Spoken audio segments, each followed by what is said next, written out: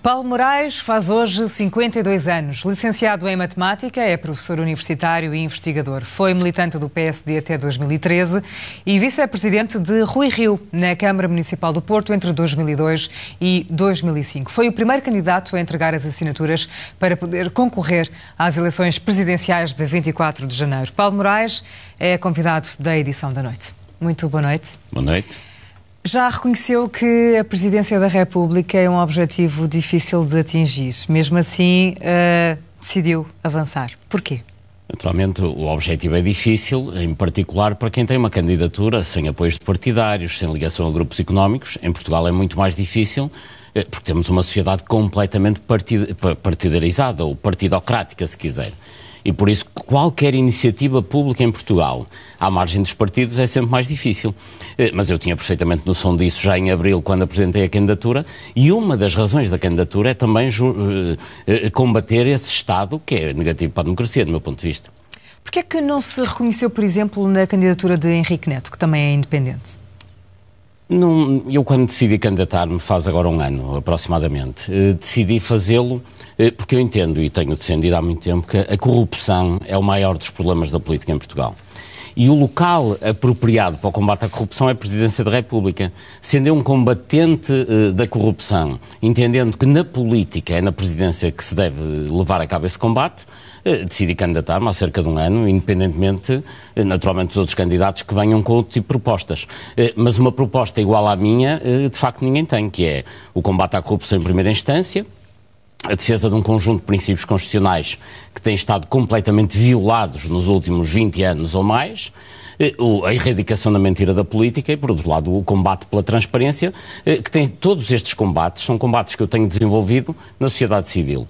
Entendi que, como via a política inamovível face a estes apelos da sociedade civil, decidi eu empreender esta tarefa que é, na política, fazer o combate que é necessário fazer. Mas não acha que essa multiplicidade de candidaturas à esquerda que existe não está a favorecer a candidatura de Marcelo Rebelo de Sousa, que as sondagens indicam pode mesmo ganhar à primeira volta? Sabe que eu ouço muitas vezes esse argumento que muitas candidaturas favorecem uma terceira, mas isso não acontece numa eleição em que há duas voltas. O facto de haver muitas candidaturas, desde que essas candidaturas somem mais de 50%, pelo contrário, estão a limitar uma candidatura potencialmente ganhadora. De qualquer forma, a minha candidatura não é daquela esquerda tradicional, tal como é dividido o panorama político em Portugal. Eu sou social-democrata, respeito sempre a matriz social-democrata. Mas está zangado com o PSD? Eu não estou zangado, que eu não sou de zangas. Eu acho que as zangas não ajudam a nada na vida política, mas eu estou desiludido com o PSD. Aliás, eu fui militante do PSD há muitos anos e fui vendo o PSD afastar-se da social-democracia e houve um momento em que eu, para continuar a ser social-democrata, tinha que sair do PSD e foi o que fiz há 2 anos e pouco. Diz que uma das suas principais bandeiras, e já o disse aqui esta noite, é precisamente o combate à corrupção. Mas que papel é que cabe nesse âmbito a um Presidente da República? O Presidente da República é a figura que pode, no vértice do sistema democrático português e no regime constitucional, combater a corrupção. Aliás, o Presidente da República está obrigado ao combate à corrupção nos termos das convenções internacionais que Portugal tem assinado, nomeadamente a Convenção das Nações Unidas contra a Corrupção. Se eu tomar posse, no dia em que o faça, a primeira das minhas medidas é convocar extraordinariamente o Parlamento com um único ponto de agenda, e terá que ser uma sessão longa de 8, 15, 3 semanas, 15 dias, 3 semanas, em que seja definido uma estratégia global de combate à corrupção, a que, aliás, Portugal está obrigado nos termos das convenções internacionais e que jamais implementou. E essa estratégia global de combate à corrupção tem que fazer o quê? Bom, desde logo tem que combater a corrupção no próprio Parlamento. Hoje o Parlamento é o antro de corrupção da política em Portugal. Várias dezenas de deputados utilizam a sua função de deputado para fazer negócio ao serviço ou de grupos económicos ou de grandes sociedades de advogados, que estão também ligados aos grupos económicos e, portanto, o combate à corrupção dentro do próprio Parlamento.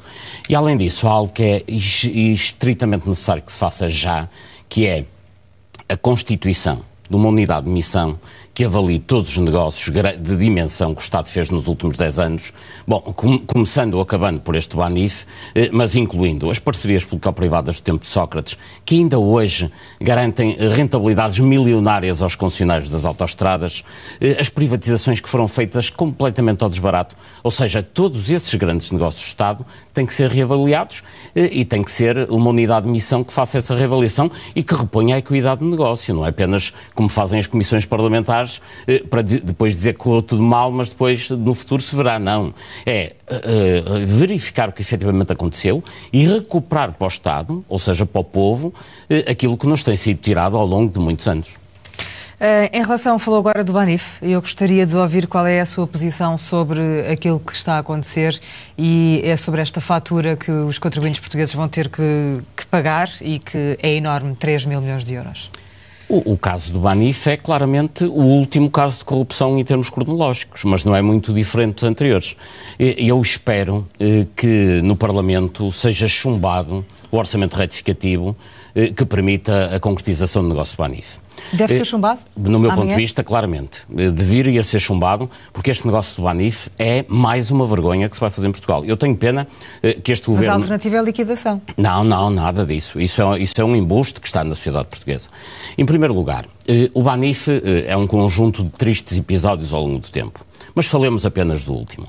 Na semana passada, assistimos à maior manobra de manipulação da opinião pública que há memória em Portugal, que foi uma estação de televisão fazer crer que o Banif ia fechar, que estava semifalido, e o Banif, numa situação que já era difícil, já descapitalizado e já descredibilizado, com esta informação errada, lançada por uma estação de televisão, concorrente, aliás, ficou com a sua credibilidade pelas ruas da amargura e com o seu preço completamente de rastros, se me é permitida a expressão.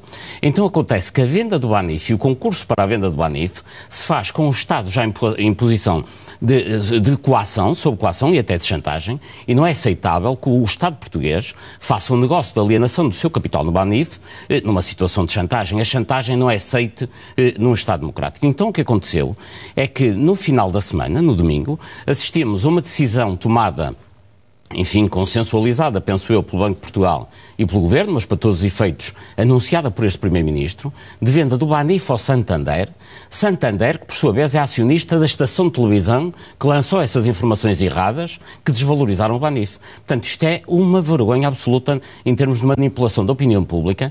Eu lamento que isto tenha acontecido sem qualquer intervenção das entidades reguladoras, que neste caso é a CMVM e o Banco de Portugal, que não tiveram qualquer intervenção.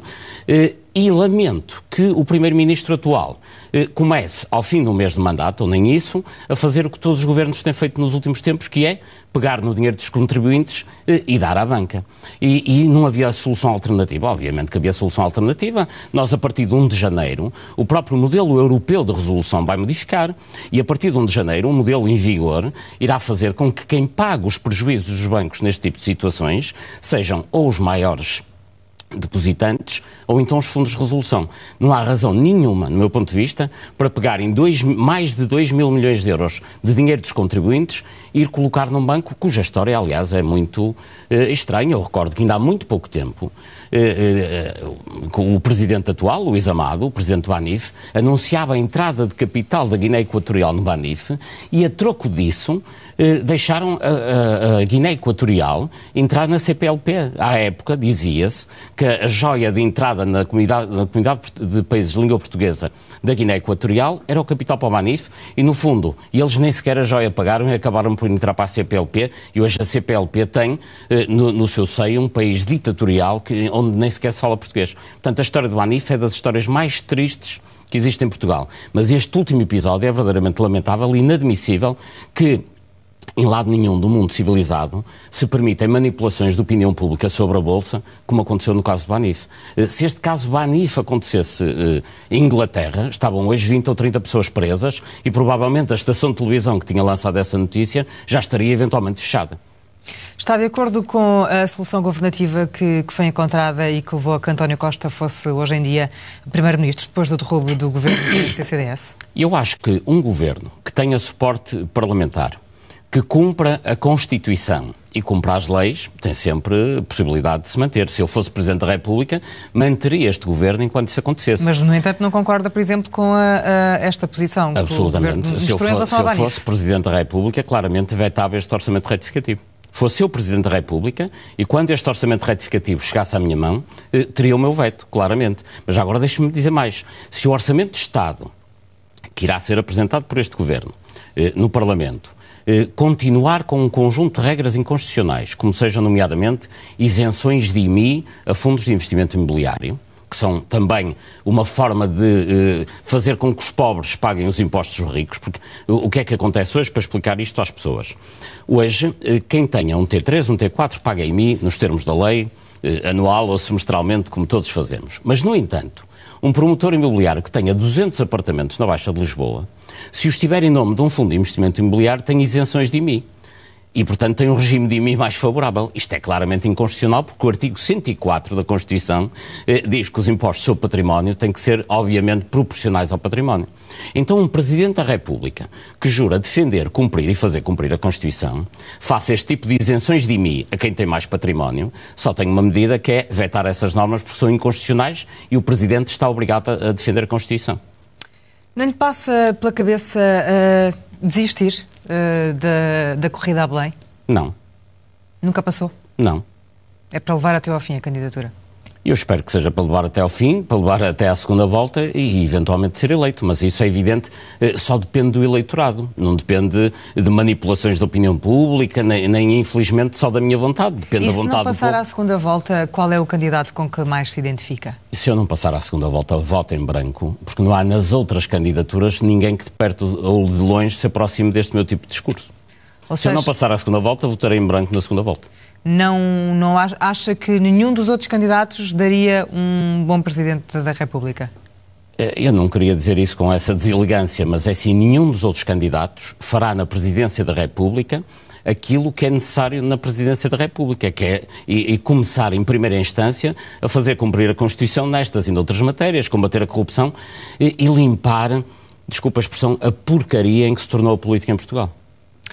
Se por acaso fosse eleito Presidente da República, em que casos é que admitiria dissolver o Parlamento? Olha, eu dissolveria o Parlamento no momento em que o Parlamento aprovasse um orçamento e insistisse nessa aprovação, que não cumprisse a Constituição, como seja manter isenções de IMI aos fundos de investimento imobiliário, por exemplo. E não me fez a questão, e demitiria um governo que também, nos termos atuais, que é o que acontece atualmente, que não garantisse, por exemplo, a gratuitidade no ensino básico, que é também uma questão constitucional, nomeadamente ao nível dos livros escolares. Deixe-me concretizar. A Constituição diz que cumpre ao Estado garantir um ensino básico, universal, obrigatório e gratuito. Ora, para ser gratuito, os livros escolares têm que ser gratuitos. E, no entanto, não são. Quem tem um filho no nono ano no ensino básico sabe que gasta 300 ou 400 euros em anos por livros. E, portanto, o Estado tem que garantir, nomeadamente o Poder Executivo, gratuitidade dos livros. Obviamente, como é que isso se faz? É preciso muito dinheiro? Não. Cumprindo uma lei que o Estado português também tem, que é criar em todas as escolas bancos de troca de livros, em que os meninos, no fim do ano, deixem os livros do ano anterior e recolham os do ano seguinte, como, aliás, é estipulado na lei em Portugal. Porquê é que este Governo não cumpre a lei? Porque, como sabemos, em Portugal, nomeadamente ao nível dos livros escolares, há 3 editoras, a saber, a Porto Editora, a Leia e a Santilhana, que cartelizaram o mercado, têm uma capacidade de influência, têm um mercado cativo de centenas de milhões de euros e têm uma capacidade de influência, nomeadamente sobre os vários executivos. Mas um governo está obrigado a garantir livros escolares gratuitos no ensino básico, nos termos da Constituição. E, portanto, eu como Presidente, que juro, na tomada de posse, defender, cumprir e fazer cumprir a Constituição, garanto a quem votar em mim e aos eleitores em termos gerais que eu, eleito Presidente, os livros escolares no ensino básico terão que ser gratuitos. Porquê? Por vontade minha, naturalmente, mas sobretudo porque está na Constituição. Essa é a obrigação de um Presidente da República.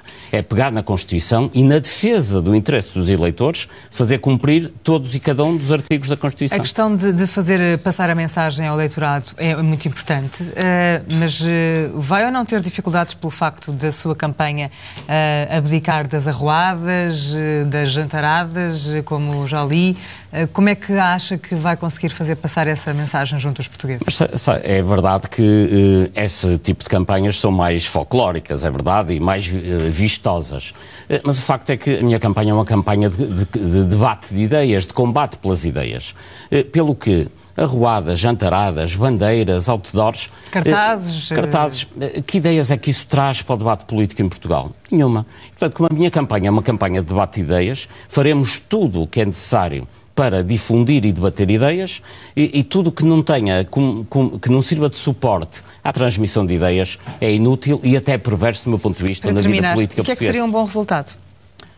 Um bom resultado para mim era ir à segunda volta a ganhar, porque eu só conseguirei concretizar todas estas ideias se for Presidente da República. Se não for, naturalmente o eleitorado é soberano, mas se eu não for eleito Presidente da República, duvido que algum outro faça aquilo que eu tenciono fazer. Disse numa entrevista que se não se candidatasse perante o Estado do país, emigrava. Não disse isso. Eu disse que se não me tivesse candidatado, teria emigrado, porque eu já não aguentava mais viver num país que vai definhando de dia para dia. E se não conseguir passar à segunda volta, o que é que vai acontecer? Vai continuar a viver num país que está desiludido com ele? Veremos o que vai acontecer. Enfim, eu peço que me faça essa pergunta no dia 25 de janeiro. Paulo Moraes, muito obrigada por esta entrevista e já agora muitos parabéns pelo seu aniversário. Completa 52 anos. Obrigado.